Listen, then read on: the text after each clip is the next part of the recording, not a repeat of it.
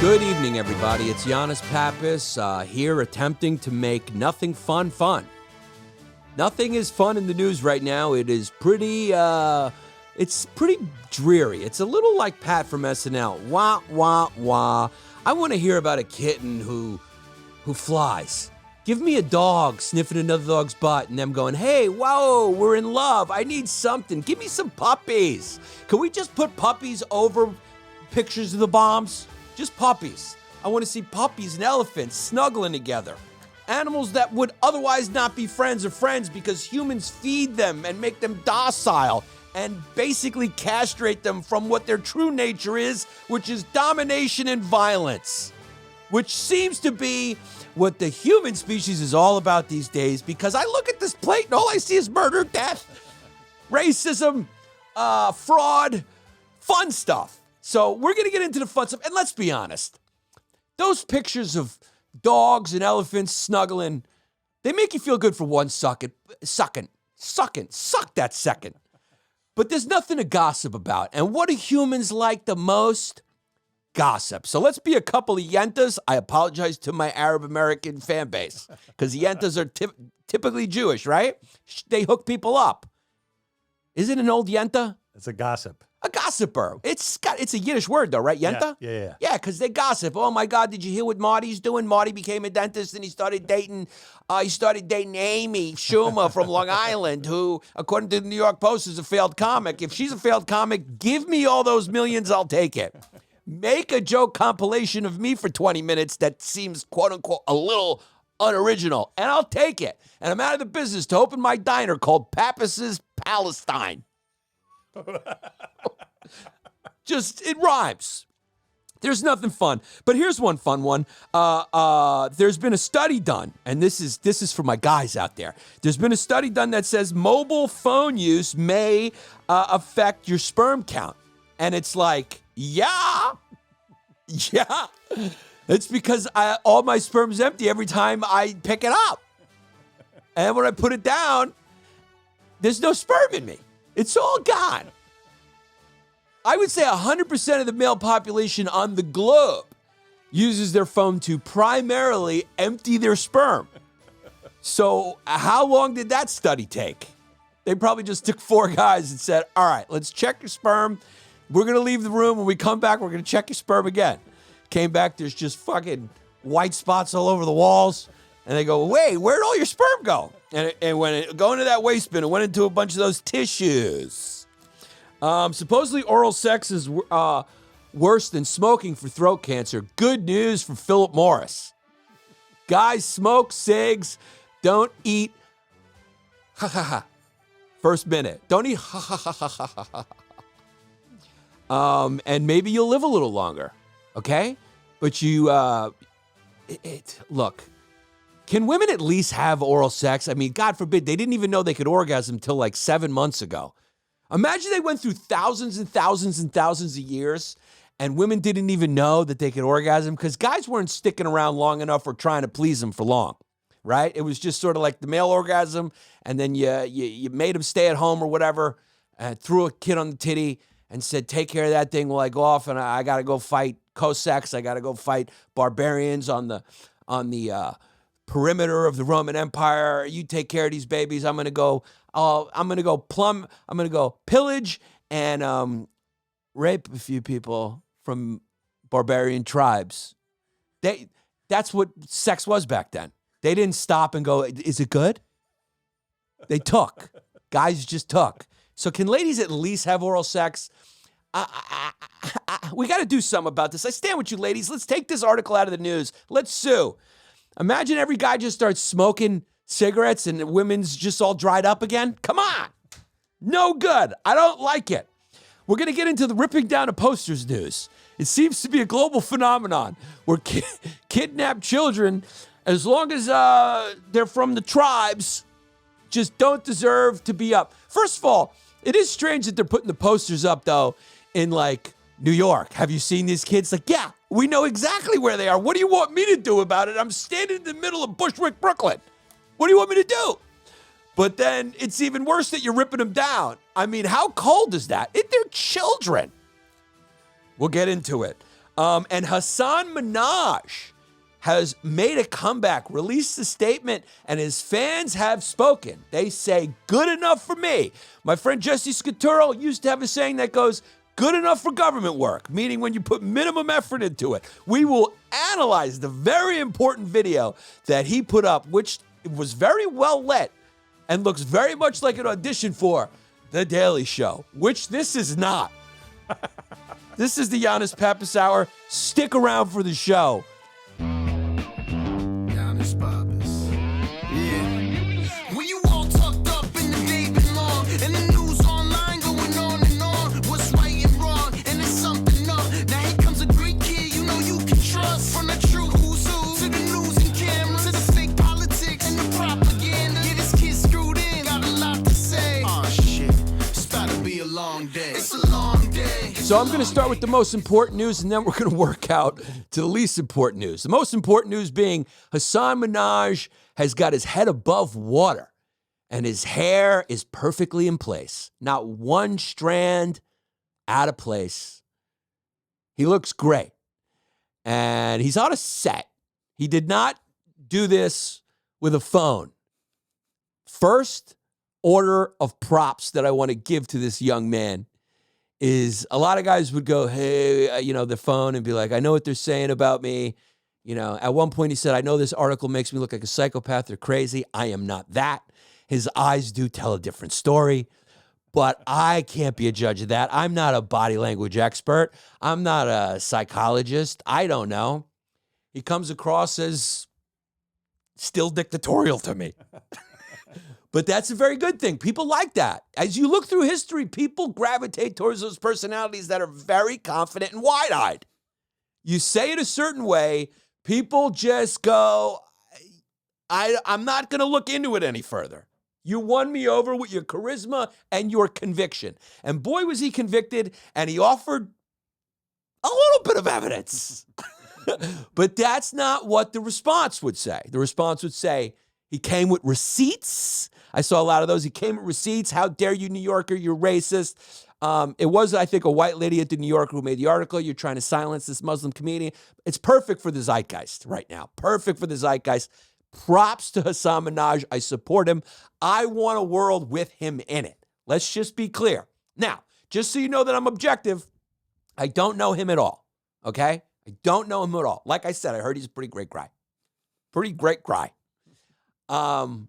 But I love the way he came back here. In a culture where what your brand is means more than what the truth is, I give him an A+. This was rehearsed. He even had a woman voice his ex-girlfriend in the emails, which was very nice. He had a girl who wants to play the role of my ex-girlfriend from high school who rejected me from prom. And some girl was like, I will play. I wonder did he give her $10? Was it like, when I had to do those old radio ads, did he pay her, or was it on the arm? I'd love to see just the Venmo transaction of that, like in the description, because you have to offer a description for the Venmo, just for playing my ex-girlfriend. Thanks a lot for helping me get out of this jam. She had a good voice. Sounded very white. It would have been weird if he hired like somebody who was like, I want to come to your show. You're like, nah, I want you white. I want you as white as white. Can you sound KKK white for me? Sound KKK white. Sound Karen white. And she did. So he came with, as I said, a receipt. I would say receipts. A lot of comments say he came with his receipts, but stay off his back. He came with a receipt. And that receipt purportedly seems to be, who knows, the email could be from his mom. I don't know.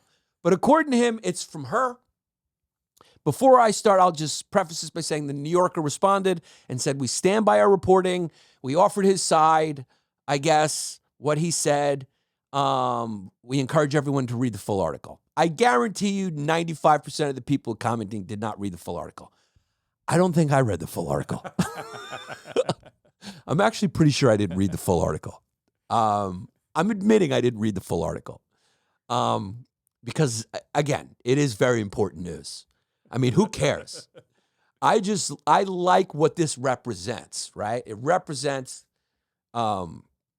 just an image battle. It's an image battle. Who can win, right? It's about who can win the hearts and minds with perception.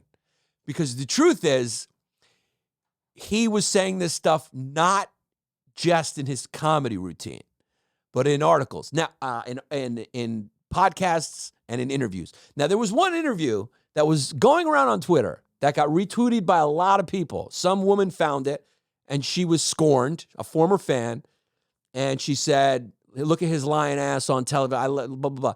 I retweeted it with a funny thing saying these are hilarious to watch now, because they are. I'm not going to say suspiciously, but I'm saying it's not up anymore. It's been taken down. Now, it was an interview. It was a mainstream TV interview with him talking about the white powder that was sent to his house, which is probably the worst accusation of him. I mean, the other guy, the FBI informant, and the Jared Kushner slam were also like, but not as egregious morally as the white powder. Now, I repeat, this was a mainstream television interview, not a comedy set, where he was saying that white powder was sent to his house. And then he extrapolates from that, that his daughter went to the hospital and blah, blah, blah. The reporter found that didn't happen, and he admits that it didn't happen. But in this, what would you call it? It's rejoinder. It's a rejoinder. If you don't know that word, get smarter. This is a rejoinder. In his rejoinder video, he only mentions the prom date. Now he says, look, again, I don't care about prom. I'm 37 years old. I got kids. It's like, well, you cared enough to put it in your show and keep a correspondence going with your girlfriend who was your girlfriend during prom. So you care about it a little bit. You care about it a tiny little bit to mention it. But according to him, he doesn't care about it. If not caring about it means putting it in your comedy show, and whether your ex-girlfriend asked for the seats to the show or you gave her seats to the show, he presented an email that said she asked for tickets. It's in your act. So you care about it a little. There's a modicum of caring. Modicum, good word, get smarter. I'm just trying to speak to his audience now because they are all educated, but not street smart. The two things rarely go together. Street smarts and education rarely go together. There's a lot of people with fucking BAs who get robbed when they sit on benches at 4 a.m. when they shouldn't be. That's a callback to another episode where I made something fun that wasn't fun, which is what my job is. So he comes forth with this email from his prom date where he says, you're marrying a brown girl. I'm going to paraphrase. You're marrying a brown guy. Oh my God, interracial babies. Love conquers all. This proves that love conquers all. And something, your parents, have come a long way. Now, the line that allegedly exonerates him, and there's only one line, is, I agree, my parents have come a long way too, or something like that. It's essentially that. My parents have come a long way. Now, that necessarily doesn't have to mean that they were racist. They could come a long way being like, hey, but the whole issue is that the parents didn't want her taking photos with a brownie. So specifically, did that happen? That's going to be a he said, she said, I think. I don't know if there's documentation of them going, hey, lady, we don't want you taking photos without brown. But he does admit, right? Remember that he was in the house. They pretended to like him. He's broken bread with them. He was dating her. He admits that they didn't break up at the doorstep. That was more in the joke. He says she was right. They broke up before. He's saying they broke up because of racism. Now, he's still saying they broke up. She's saying it wasn't because of racism. Now, what this could mean is that they broke up, right? Her parents were like, hey, we want you to date. I don't know. I don't know if she's Jewish. I don't know if she's Italian, older people. I'm sure his parents were like, it would be nice if we could have a wedding with elephants. You know what I'm saying? But I don't know if that's more of a Hindu thing. I don't know. I'm showing my ignorance because I think he is Muslim Indian. So we could have a wedding with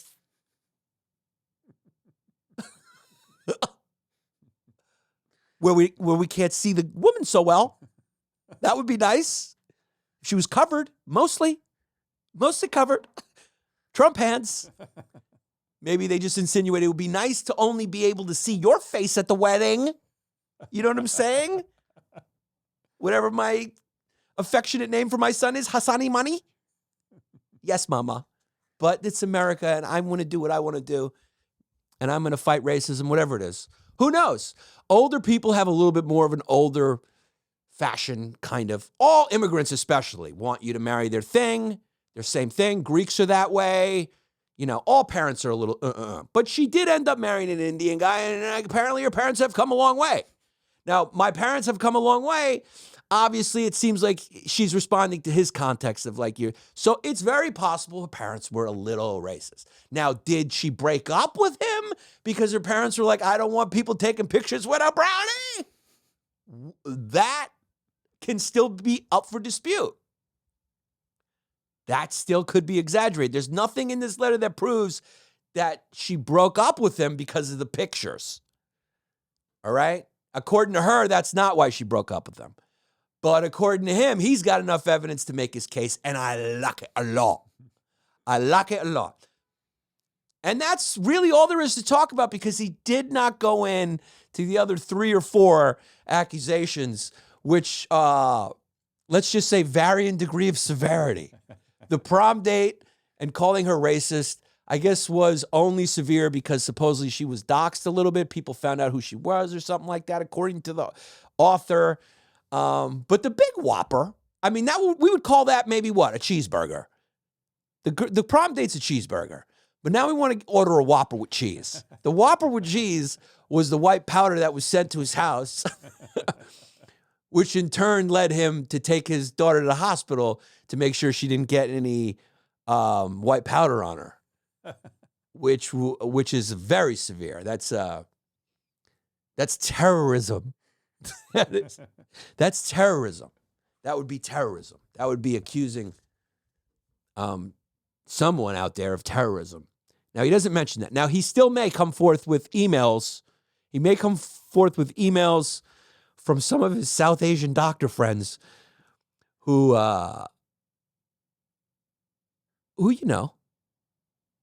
kind of confirm that she was taken to an urgent care and checked out real quick, and no white powder got on her. Who knows? Maybe white powder was sent to his house and he didn't call the cops and he didn't call the FBI. That would be a little strange. I'd be a little concerned. I'd be a little concerned someone had my address, at the very least. I'm a person of note, like I said, but he hasn't addressed that yet. He may in forthcoming videos. I doubt it, because that would probably be the one you'd want to hang your hat on. So I think he had a little meat here, and he went with the meat, and I think it was enough to sow reasonable doubt. And that's all you got to do in this glorious country when you have a jury truly of your peers. It was enough for the African-American jury of the OJ trial to just see him struggle to put on a bloody glove. And they were like, you know what? DNA be damned. I'm going with the brother on this one because he got black dudes on the hallway by the stairs. But he changed those photos from all his white friends. Tomato. Okay? We're fighting injustice here, and 2 wrongs definitely make a right. So he sowed a little doubt. And for Twitter, it's been enough. I mean, it's a major comeback from him. He's got the Turkish kid, Hasan, whatever his name is, the good-looking Turkish kid who used to be on the Young Turks. I think his name's Hasan too. Going, I told you. Hasan Minhaj is all, he's it's all lies, fake news. It's funny because they're screaming fake news now. That's a good angle on this story, is now they're screaming fake news. The people who were making fun of Trump for screaming fake news.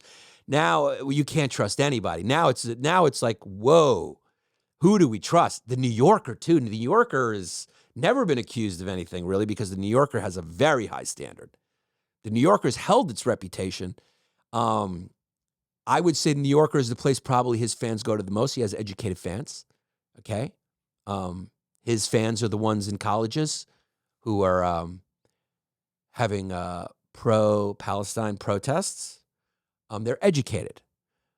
Street smart, not so much. It's hard to be street smart when your parents can afford a private school. It's just how it is when you come from an affluent suburb, which is where he grew up. It was an affluent place outside of Sacramento. And according to him, there was tons of racism towards Indians. Again, I'm not from there. I've had people comment on our episode saying, that's utter bullshit. It's an affluent place. I've had Muslims, one Muslim from Alabama, I remember a tweet going like, I grew up in Alabama. I didn't feel anything. So maybe he did in California, in Sacramento. Maybe. I don't know how hard it was. According to him, it was hard. He had to put his head down and just hold the water, I think he said. The point is, it doesn't matter if it's true.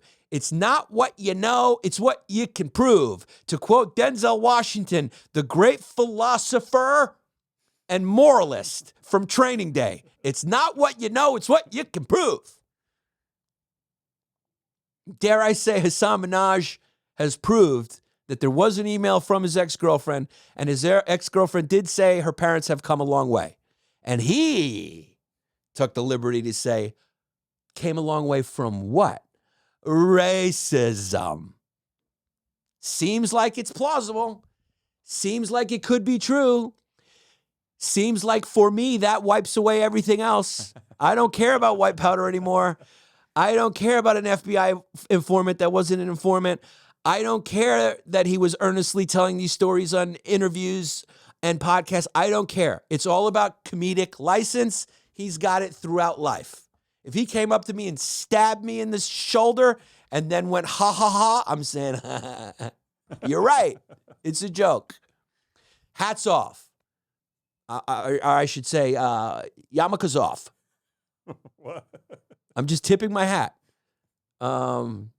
Burka's off to Hasan for making a strong comeback. And we can only assume that this was a hard 2-in-1 here. This was an apology and a nice audition for The Daily Show. Who cares who hosts The Daily Show? Does anyone? I'm sorry, Michael Costa. I love you, but who's tuning in? Who's tuning into The Daily Show? And who gives a fuck? I mean, none of them are as good as Jon Stewart anyway. So who? I don't care if Meghan McCain hosts it. So Hasan Minhaj has made a big comeback. I guess I have to retract my previous episode, although I was only joking as well. Those were all my emotional truths. None of it is what I believed. I always believed Hasan Minhaj was on the up and up, and I believe every word he says, and even he admits the article made him look like an absolute psychopath. So please, Hasan, if you get all the power in the world, please forgive me for my position. I take it back. But I don't take it back as much as I don't care. People are going to like what they like, and they have every right to go see Hasan and support him, and just as we have every right to make jokes about it before maybe the whole truth comes out. I don't know. I'm just telling you he's released one receipt. For a full exoneration, he would have to come up with a few more receipts, and maybe he will, like I said. But as of this point, me and Jesse have converted to Islam. I just want to know who's winning the public perception, and I will join. I will join that side. Here's some nice. Is this what he posted right after? Good work, dude. You go right to the Halloween photos with the family. I'm a wholesome guy. I'm a normal guy. I'm a family guy. I got my family. I'm not scorned by this ex-girlfriend from prom. I could care less about her. I don't even think about it, besides the fact that we have an email correspondence and she came to my show and I talk about it. Besides the fact that I talk about it, made a big joke about it, talked about it in podcasts, told friends at diners about it. I don't care about it at all because I'm a 37-year-old man. I don't care about prom. I don't care about it at all. I don't know what would give anyone the idea that I care about it. I mean, who cares about the things that they talk about in their act and in interviews and on podcasts? I do that all the time. I do it all the time. Oh, and the email correspondence. So hats off. Jesse's pulled something up right now. Artists and advocates call for an immediate ceasefire. Thank God. Hey, Hamas, can you hear me? I starred on Superman on Channel 11. You may know me as Butler number 2 from Yellowstone. Can you hear me? Stop it. This is another one of the stop it videos. This is celebrity. Stop it. Dear President Biden, we come together as artists and advocates, but more importantly as human beings witnessing the devastating loss of life, unfolding horrors in Israel and Palestine. We ask that as President of the United States, you call for an immediate de-escalation and ceasefire in Gaza and Israel before another life is lost. More than 5,000 people have been killed in the last week and a half. A number any person of conscience knows is catastrophic. We believe in life is sacred, no matter faith or ethnicity, and we condemn the killing of Palestinians and Israeli citizens. We are against bad things. We are against bad things all the time. I just want to say that I'm against bad things. Hats off to them for staying true to form and issuing a statement on behalf of all of Tinseltown, which is always needed. Nobody listens to a joint statement from celebrities like terror organizations. You know, they got that letter and they went, whoa, whoa, whoa, whoa, whoa, whoa, wait. Whoa, whoa, whoa, wait. Shia LaBeouf has just said stop. We will stop now. We shall stop. It is a tragic situation over there. That was addressed to the president. That was addressed to the president. Right. So they want him to say stop, and that'll work. Even, you know, I guess he can lean on. I don't think they know Bibi. Like I said, Bibi, let's just say he's got a heavy foot in the car. He likes to drive fast. And something horrible happened to Israel, so they're responding horribly. These things don't fix anything. This will create more terrorists. It'll create more strife. It'll make Israel less safe. I don't think it was very well thought out, to be honest with you, in my personal opinion. I would have waited, gained the sympathy of the world, really highlighted, let those GoPro footage things go, and do something else. I would have done something else. I would have got the international community on board, isolated Hamas in public opinion, and then you could go in with a coalition, get the world on your side, you know, do it another way than just right away with rage, start bombing everywhere, because there's a lot of innocent citizens there, and it's a sticky situation because Hamas is like under hospitals and in tunnels, and they say that as that's like a excuse, but like that's not the people's fault that the Hamas is doing that, you know? So, and they just keep going. We tell them to leave. It's like, where are they going to go? Egypt's closing the border.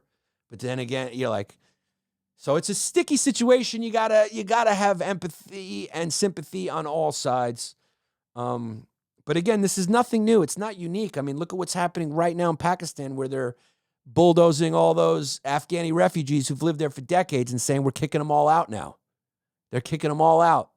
But because it's Muslim on Muslim hate, you know, it doesn't have the same, it doesn't get the newsroom as fucking horny. Let's be honest. It doesn't, what's happening in Azerbaijan and Armenians, it doesn't get the newsroom as horny. The Armenian genocide of 1.5 million by the Ottoman Turks just doesn't get the media room as horny. The Turks invading Cyprus and taking over half of the island after the Ottoman Empire fell, and illegally occupying that land does not get the newsroom as horny, baby. What gets the newsroom horny is when there's different people fighting. Same race murder just doesn't catch. It's not as sexy. And that's most of the murder that happens in the world. Could you even compare the numbers of Palestinians who've been killed by Israelis to Muslims who've been killed by other Muslims vis-a-vis the Sunni Shia ongoing,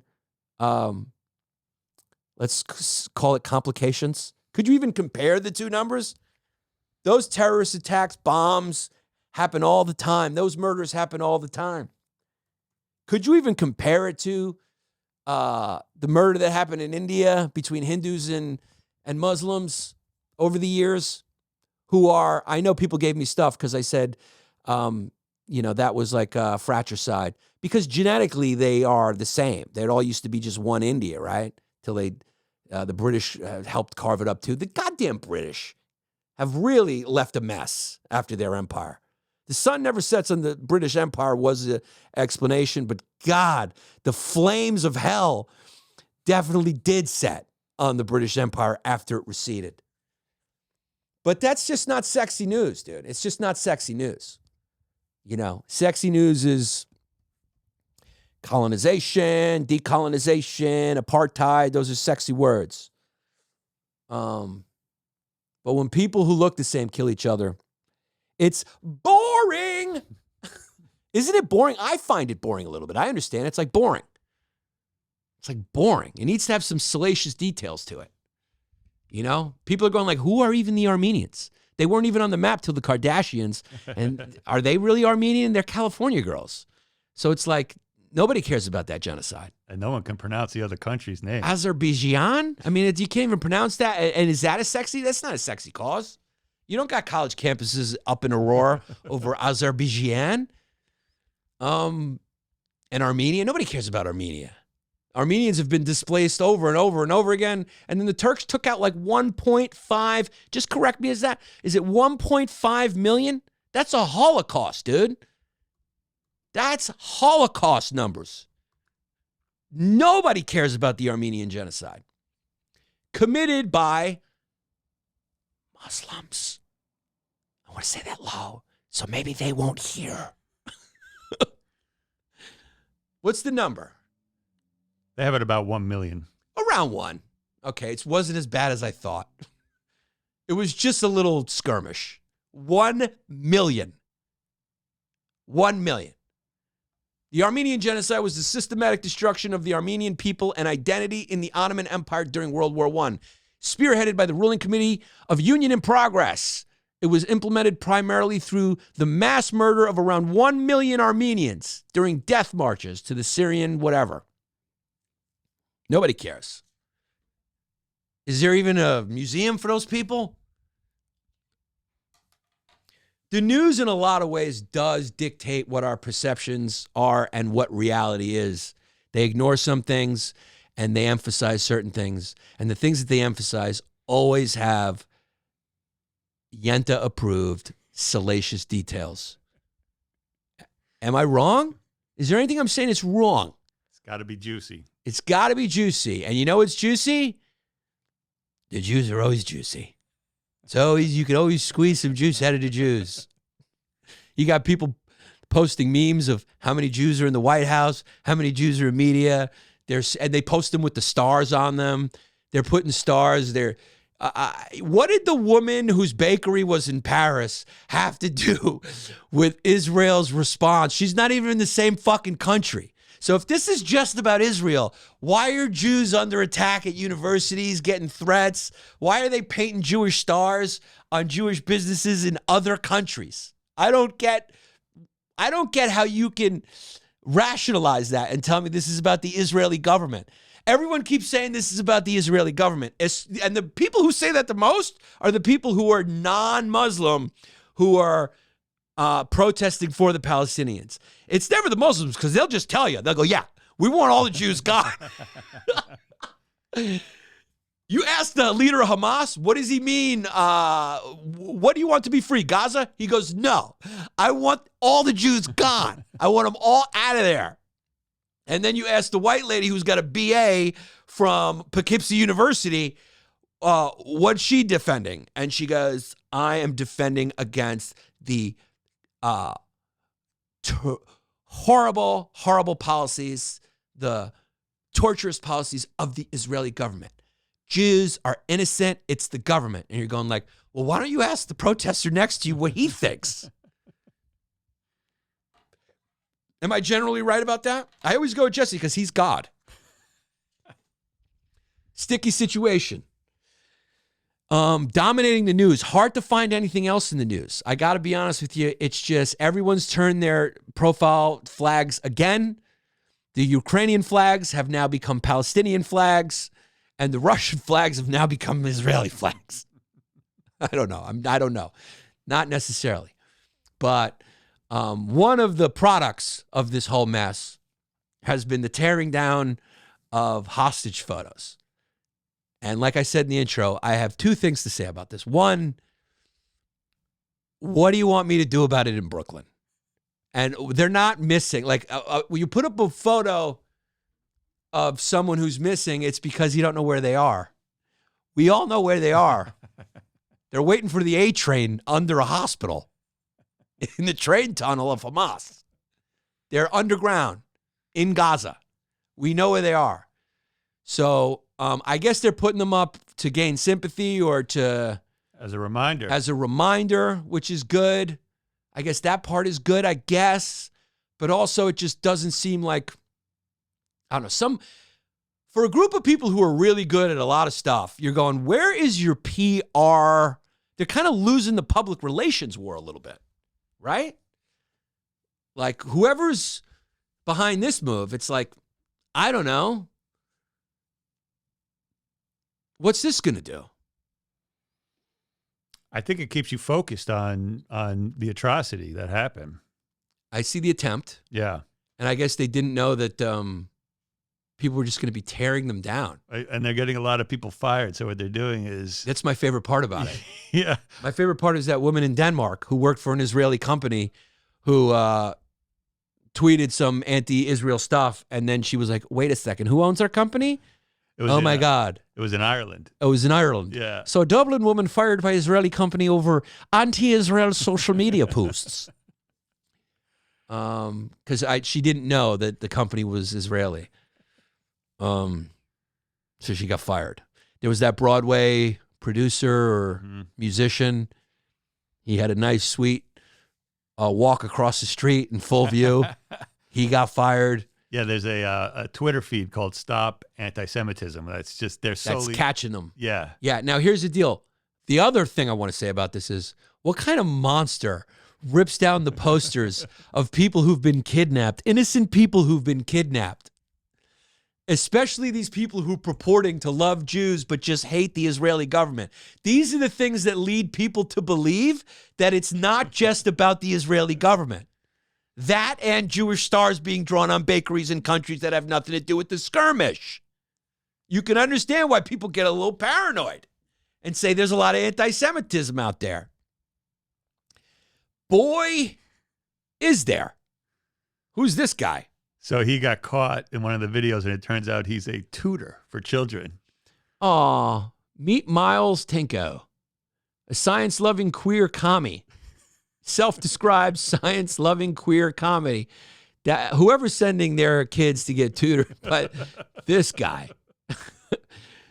And there's another couple spotted on West 4th tearing down flyers of kidnapped Israeli children taken into Gaza by Hamas terrorists. Right. So what happens is they recorded him doing it, and then they say, "Who is this guy?" Yeah, dude, this is unbelievable.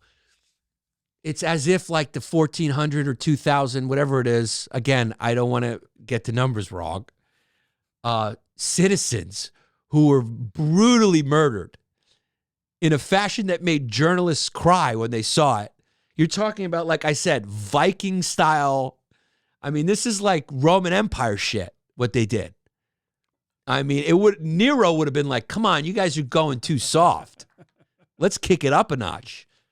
I mean, dude, I saw some of the GoPro footage. Did you watch it? I watched it because I'm a newsman and I got to get the facts right. Yeah, no, I didn't watch. I took a peek. Yeah. They GoPro'd a lot of it. They did, yeah. Yeah.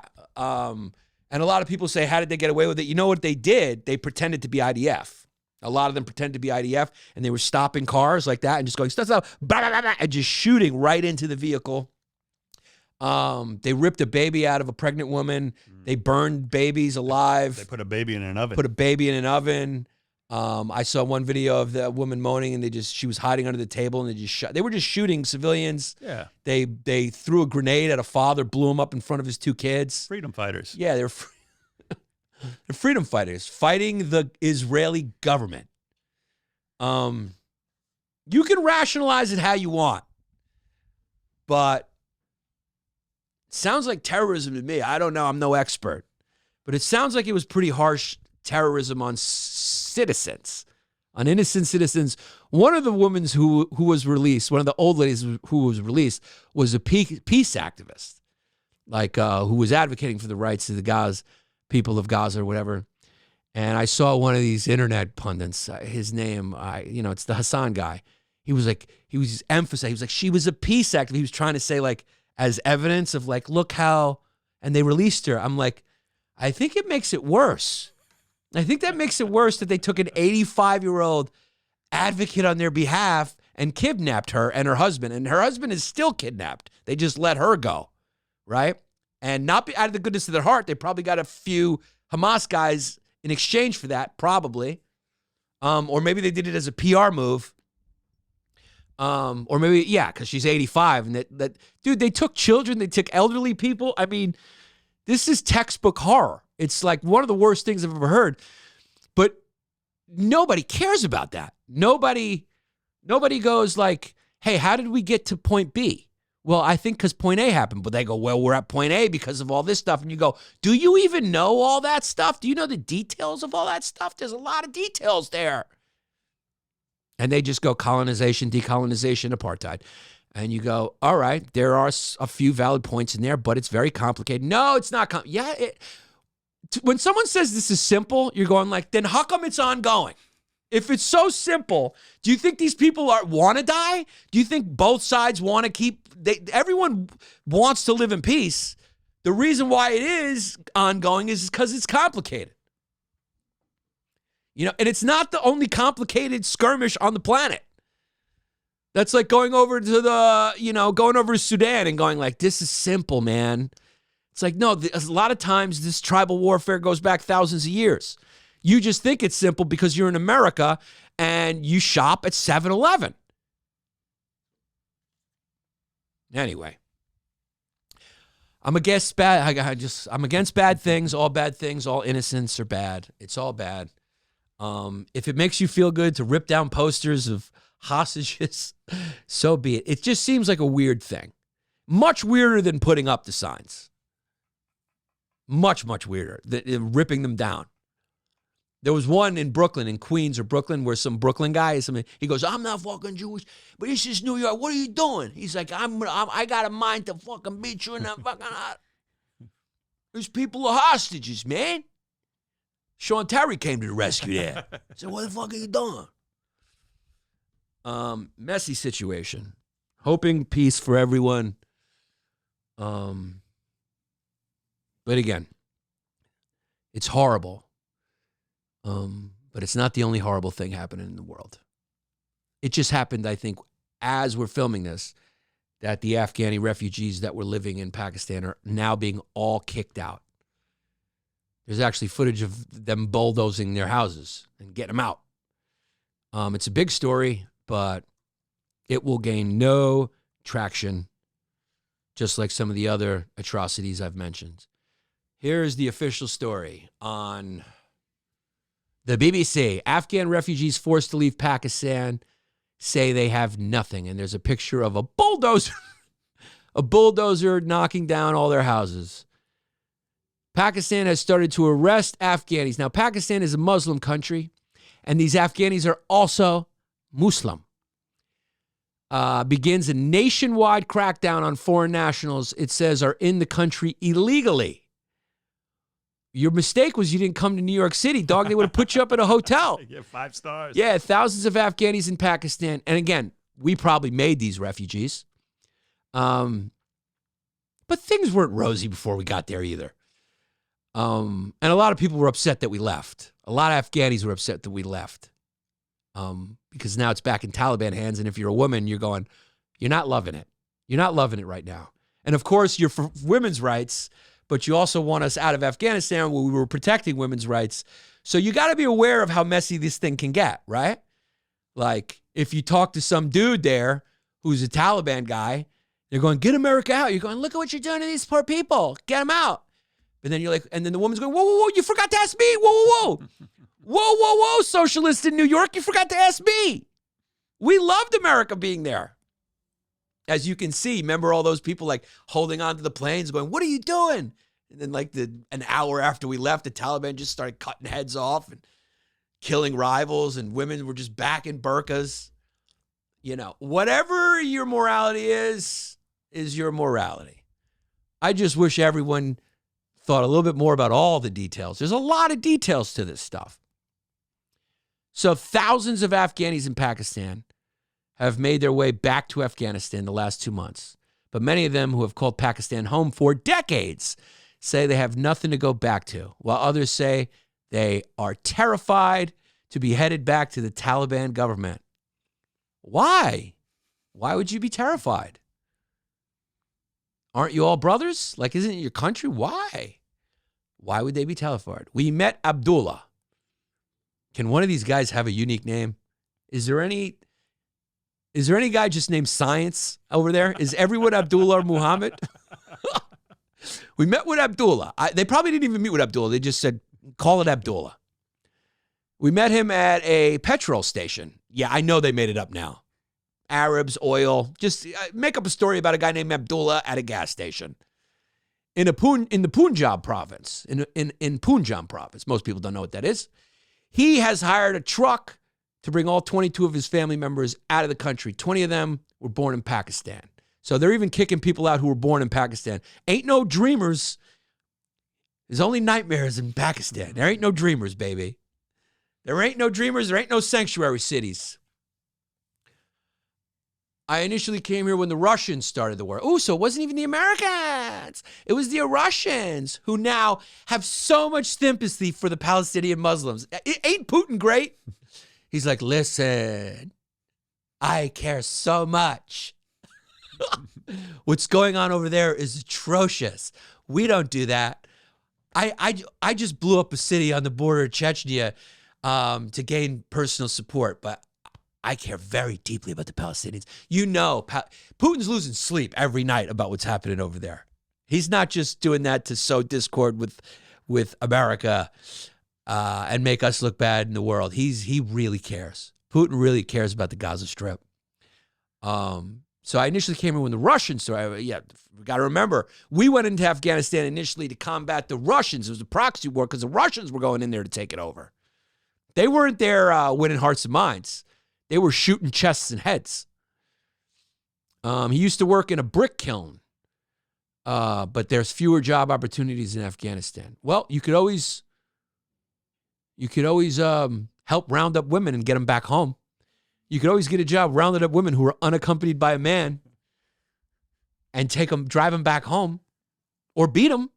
You can always become a public flogger in Afghanistan. That job is available. I'm sure there's high demand for public floggers. You know how they say learn to code here? It's like learn to flog.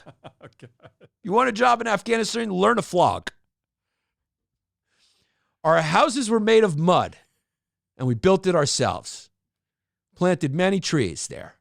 My neighbors and friends were in tears. It's the cruel government that is making us leave. In the last 2 months, I know I said thousands before, but here's the detail. In the last 2 months, around 200,000 Afghan nationals have already left Pakistan. I'm sure a few of them disappeared. According to the Pakistan government. You know those are the official numbers. So bye-bye. The first wave of deportations will target those without any documentation, adding that the policy is only aimed at those that are in the country illegally. Well, that's not what the guy above said. That's not what the article said about people born there. I don't know what their laws are. But Abdullah says he's been targeted despite having an Afghan citizen card, an ID issued by the Pakistani government. There you go. He brandishes a plastic wallet and shows, I guess the guy's got the same wallet I had when I put my bus pass in it in middle school. Remember, it was a plastic thing? You can't get a wallet Go to Marshall's, dude. They're like $3. He lives in a mud house. I mean, dude, but Marshall's probably there. Again, I'm not saying we have it so good here, but you can get a wallet for $2.99. It does. It's, you know, really people should judge the controversies in America against that backdrop. When Hasan Minhaj is saying how hard he had it in Davis, outside of Sacramento in Davis, the affluent suburb of Davis, go, yeah, but could you get a wallet for $2.99 at Marshall's? So relatively speaking, you didn't have it too hard. You also ended up becoming a massive celebrity who was beloved by tons of white people. So if I were to put that in perspective, Mr. Minhaj, and by perspective, I mean you and Abdullah, who has got a plastic bus pass wallet and has a house made of mud and is being deported by a Muslim country back to a country that is, can we say, not welcoming. Did you have it bad? Did you have it bad because a girl turned you down 3 days because her parents wanted her to marry an Italian or whatever? So this is happening.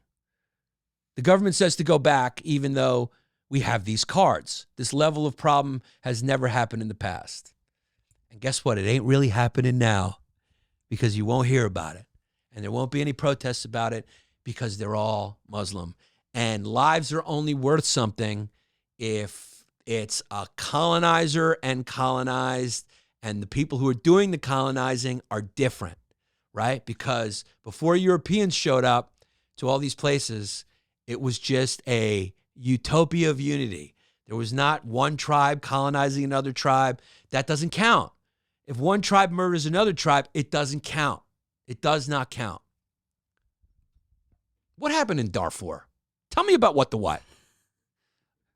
That was bad, really bad. What, a few people sprained ankles? What Yeah, happened? a couple of sprained ankles. What happened? A couple of, I think the numbers, stubbed toes. we're talking about the hundreds of thousands, right? Oh, so it was horrendous. Sudan. The boys of Sudan is what Jesse's. The Lost Boys of Sudan. Oh, the Lost Boys of Sudan. Now, who was doing the murder? French guys? German? Yeah. Danish Boers? Yeah, that's right. Who was it? Italians? It was a civil war. Wait, let me ask. Oh, yeah. Was it Jews? They probably had something to do with it. They were behind the scenes. They always are. The 1987, I'll do this in the Jews Act because they're behind it. The 1987 Civil War drove an estimated 20,000 young boys from their families and villages in southern Sudan. Most just 6 or 7 years old. They fled to Ethiopia to escape death or induction into the Northern Army. They walked more than 1,000 miles, half of them dying before reaching Kakuba refugee camp in Kenya. Talk about a lateral move. The survivors of this tragic exodus became known as the Lost Boys of Sudan. Yeah, but what about the murder numbers? Oh, yeah. Well, Sudan. But if you want to read a good book on it, it's called What is the What by Dave Eggers. What is the what? Yeah, heartbreaking. That was, and we're talking about like brutal murder, brutal torture and murder done by Africans on Africans, correct? Yeah. Yeah. It was a civil war. Yeah. Yeah. It happens, but it's just saying it's important. Now, there was a little outrage over here over that, to our credit. Not nearly what we see now. Not nearly. People weren't drawing stars of who would be the main people, who was the government people. What were they called? The Hootsies and the Tootsies, right? I think that was a different. That was. Was that a different one? I think that was a different one. Yeah, the Hootsies and the Tootsies been killing each other for a long time. Yeah. One of them's more powerful than the other one too. There's nobody drawing Hootsie Tootsie signs in other countries, making those people responsible. How can you see that as anything other than just hate and racism when someone just trashes the bakery of a woman or trashes another store because it has a Jewish owner? Like, how can you see that as anything else? Middle East and North Africa, is this present day? Yeah, so this is a list of the current... Oh, these are just the current conflicts right now. 40 45. Yeah, 45 armed conflicts. There's 45 armed conflicts taking place throughout the Middle East and North Africa in the following territories: Cyprus, Egypt, Israel, Libya, Morocco, Palestine, Syria, Turkey, Yemen, and Western Sahara. Damn, Africa. Africa's got more than 35 armed conflicts. 35. Wowzers. That is a lot. Western powers and neighboring countries are intervening, trying to help. No, stop. Stop the colonization. Get out of there. Stop it. Stop that. You created the conflicts. It was a peaceful utopia before you got there.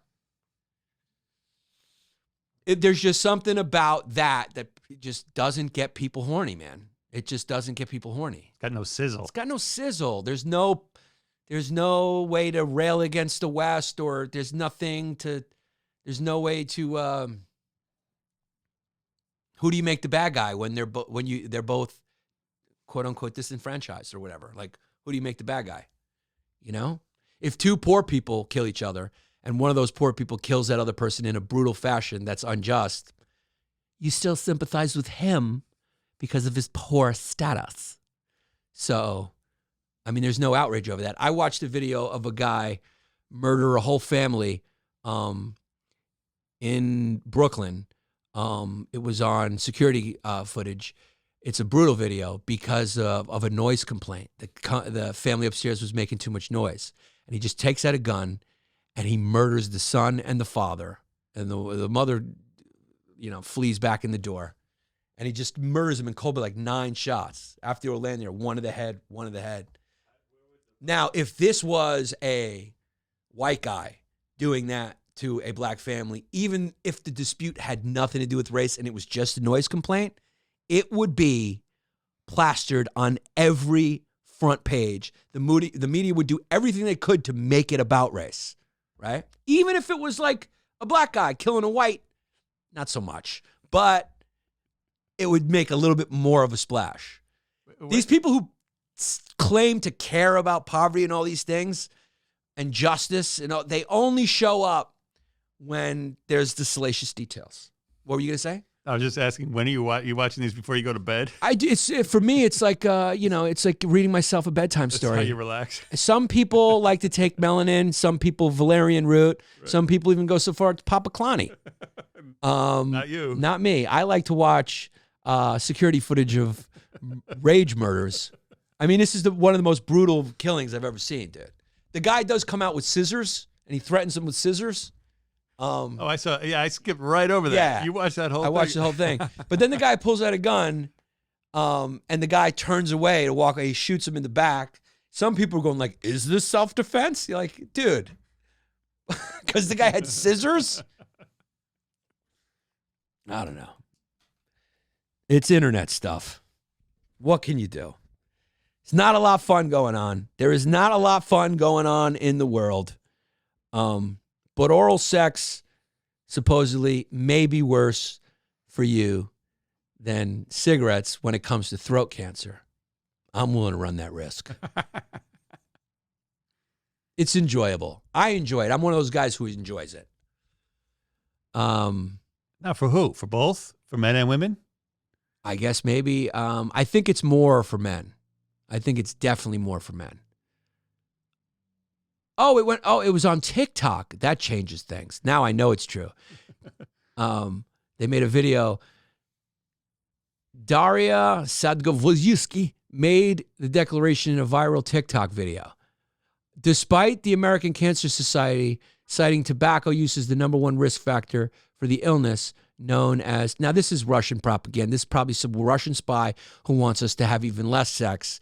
So our society can become even more sexless, which we have become because everyone's worried about Me Too's and everyone's worried about gossip and everyone's worried about getting doxxed. Everyone's worried about getting caught. Everyone's worried about everything. You got to show up with your lawyer in order to meet somebody now. These kids are not having sex. They're over inundated with pornography.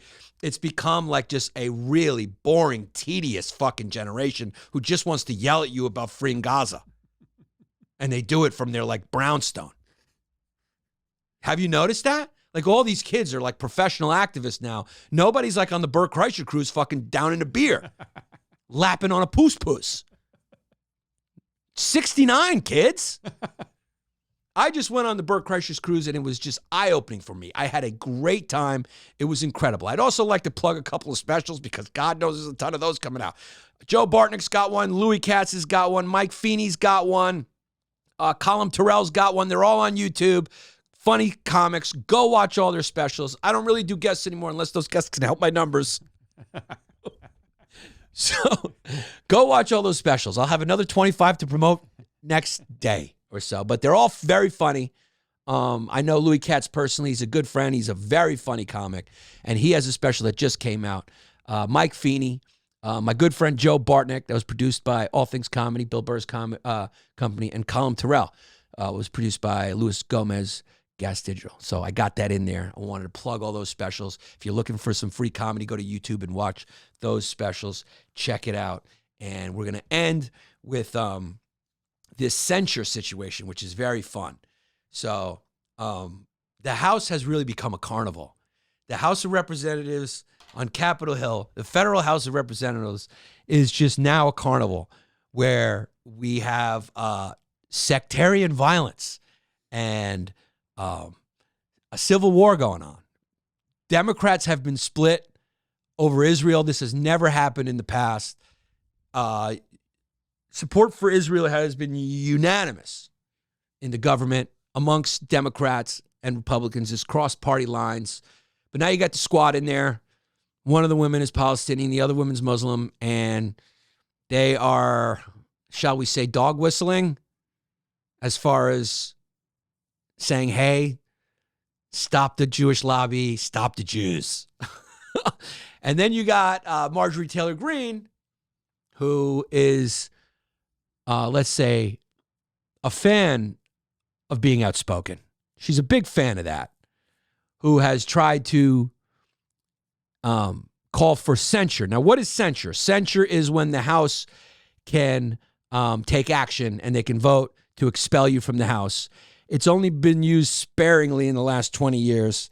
Right now, we got 3 proposals for censure going on in the government right now. I think that's more than any time in the history of the Republic. The funnest one is for George Santos. The Republican Party themselves are going to vote to kick him out using,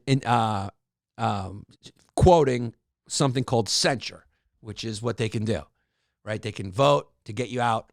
And I just love that he shows up and he goes, they're going to vote and they go, George Santos, representative from Long Island. He goes, here. He's just still doing it, showing up to votes. So they're voting to kick him out. And then, so Marjorie Taylor Greene wants to kick out Rashida Tlaib,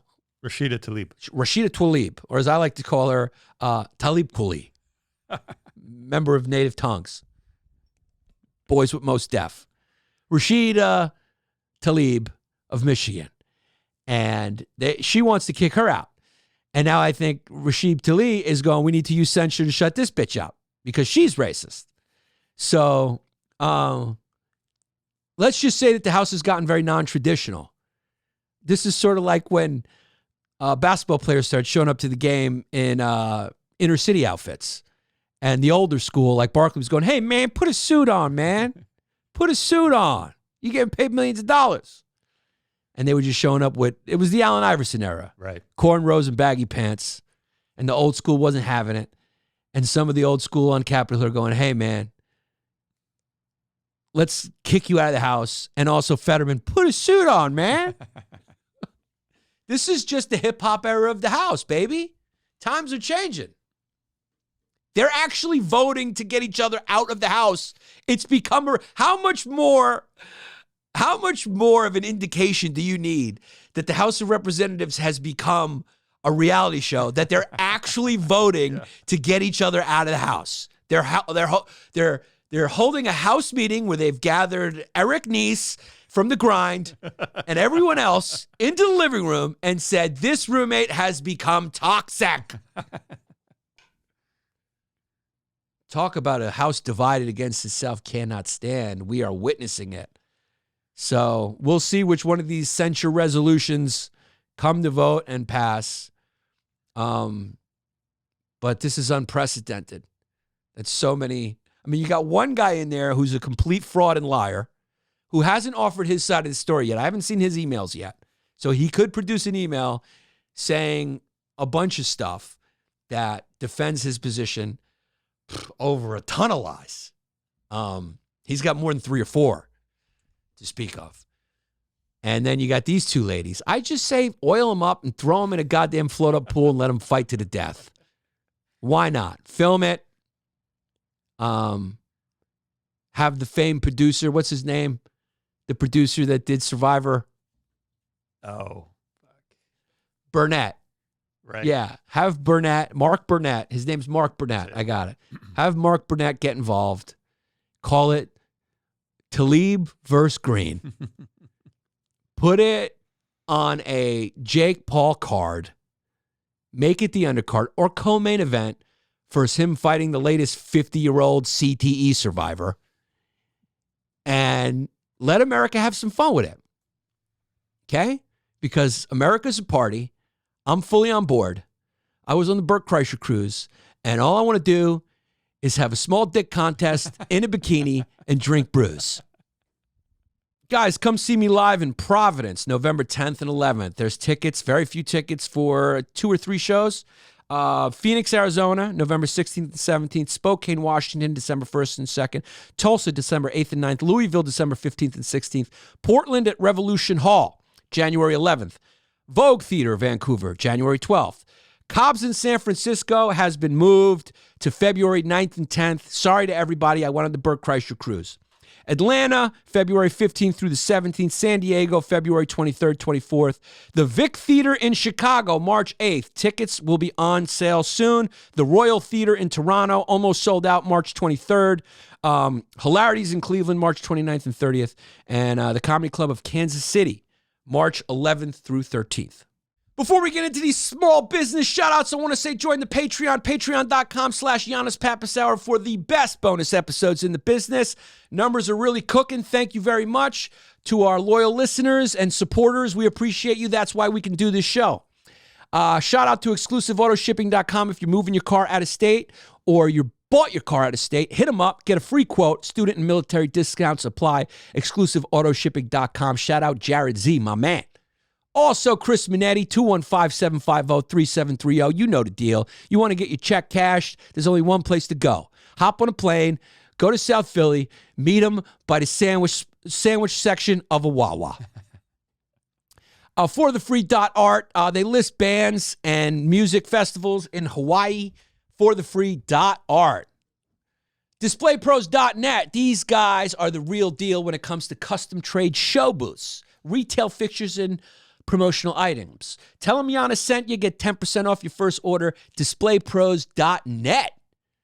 Also, we got Ma Insurance Services. I love Matthew Albani. Shout out to Ma Insurance Services down there in St. Petersburg, Florida. They offer all type of insurance plans. It's a local independent agency located down there in St. Petersburg, Florida.